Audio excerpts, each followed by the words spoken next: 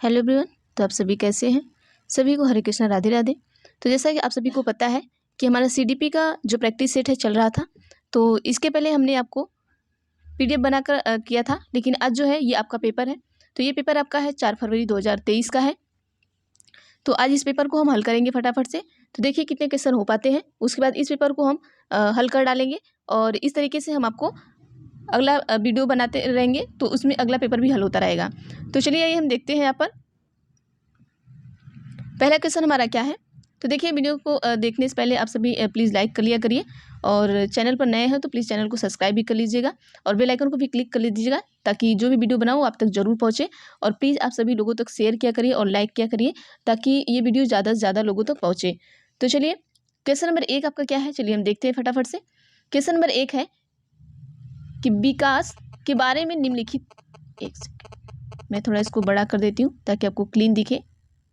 चलिए क्वेश्चन 1 है कि विकास के बारे में निम्न में से कौन सा कथन सही नहीं है। देखिए नहीं है, इसका आप ध्यान रखिएगा। ऑप्शन ए है बच्चे विभिन्न दरों पर विकसित होते हैं।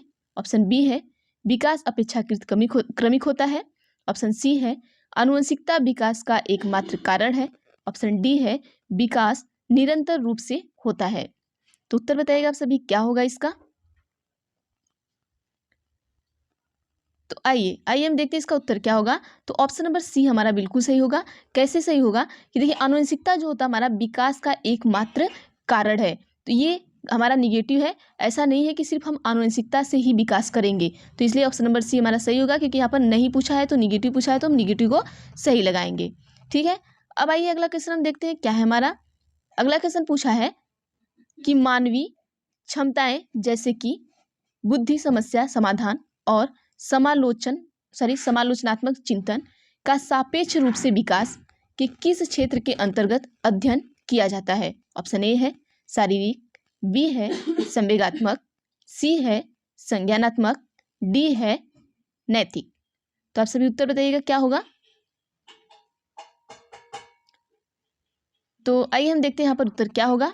तो ऑप्शन नंबर सी हमारा इसमें भी सही होगा, संज्ञानात्मक। अगला क्वेश्चन देखते हैं क्या है हमारा। क्वेश्चन नंबर 3 है कि जीन पियाजे के अनुसार व्यक्ति किस अवस्था को प्राप्त करने के लिए समाधान की निरंतर खोज करने में लगा रहता है। ऑप्शन ए है संतुलन, बी है असंतुलन, सी है आत्मसात्करण, डी है समंजन। तो उत्तर बताइएगा आप सभी, क्या होगा इसका। तो आइए हम देख लेते हैं इसका उत्तर क्या होगा। तो इसका भी जो उत्तर होगा इसका उत्तर जो होगा ऑप्शन नंबर ए होगा, संतुलन। जो जीन पियाजे हैं वो क्या करते हैं कि व्यक्ति के किस अवस्था को प्राप्त करने के लिए समाधान की निरंतर खोज करने में लगा रहता है। मतलब कि कोई व्यक्ति है तो वो किस चीज को, ठीक है, मतलब यहाँ इसमें से ऐसा कौन सा चीज है, अगर आप समाधान जब तक नहीं पाएंगे तब तक उसको खोजने में आप लगे रहेंगे। तो संतुलन एक ऐसा चीज है, अगर हमें समाधान नहीं मिलता है तब तक हमें इसको खोजते रहते हैं। अगला हम देखते हैं क्या है हमारा। क्वेश्चन नंबर 5 है कि परिकल्पनात्मक निगमनात्मक तर्क किस चरण की विशिष्ट विशेषता है। ऑप्शन ए है संवेदी गत्यात्मक चरण, बी है औपचारिक संक्रियात्मक चरण, सी है पूर्व संक्रियात्मक चरण, डी है मूर्त संक्रियात्मक चरण। तो उत्तर बताइएगा आप सभी, क्या होगा। तो चलिए आइए हम देखते हैं यहाँ पर उत्तर क्या होगा। तो उत्तर जो होगा आपका ऑप्शन नंबर बी बिल्कुल सही होगा, औपचारिक संक्रियात्मक चरण। ठीक है, पूछा क्या है, परिकल्पनात्मक निगमनात्मक तर्क किस चरण की विशिष्ट विशेषता है।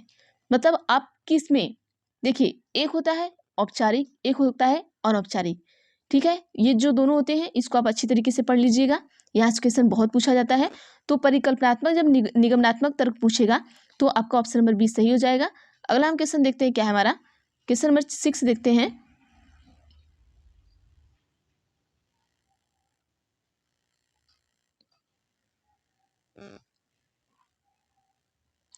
फाइव हो गया, आइए 6 देखते हैं।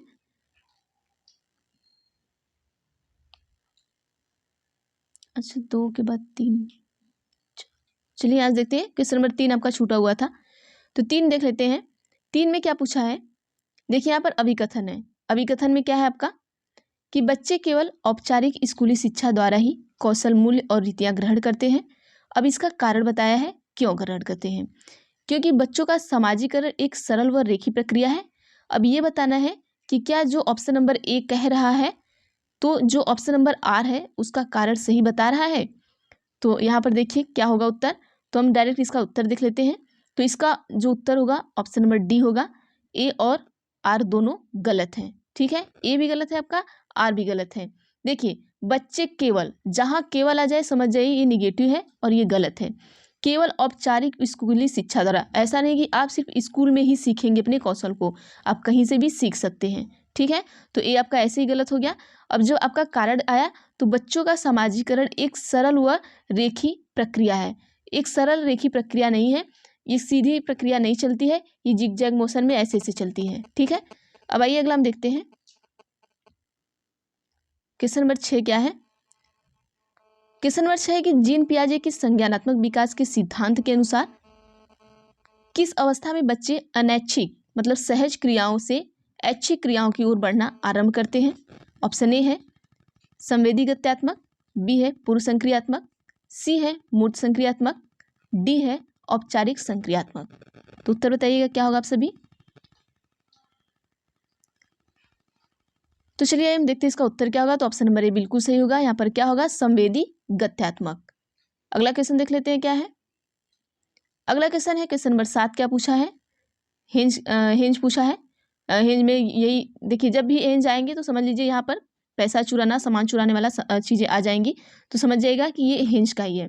देखिए हेंज दुविधा को सुनने के बाद 8 वर्षीय गुरप्रीत कहता है। देखिए हेंज एक लड़के का नाम है, अब वैज्ञानिक का नाम मत समझ लीजिएगा। ठीक है, हेंज दुविधा को सुनने के बाद 8 वर्षीय गुरप्रीत कहता है, मतलब कि हेंज की यहाँ पर रहेगा, हेंज की दुविधा सुनने के बाद जो 8 वर्षीय गुरप्रीत है कहता है कि हेंज को पैसा चुरा लेना चाहिए। ये क्या कहता है, देखिए एक ऐसा ही आता है, ऐसा ही सेम क्वेश्चन आता है, वहां पर कहता है कि हेंज को पैसा नहीं चुराना चाहिए, और एक यही क्वेश्चन पलट कर दे दिया कि चुरा लेना चाहिए, क्योंकि उसे उसकी जरूरत है।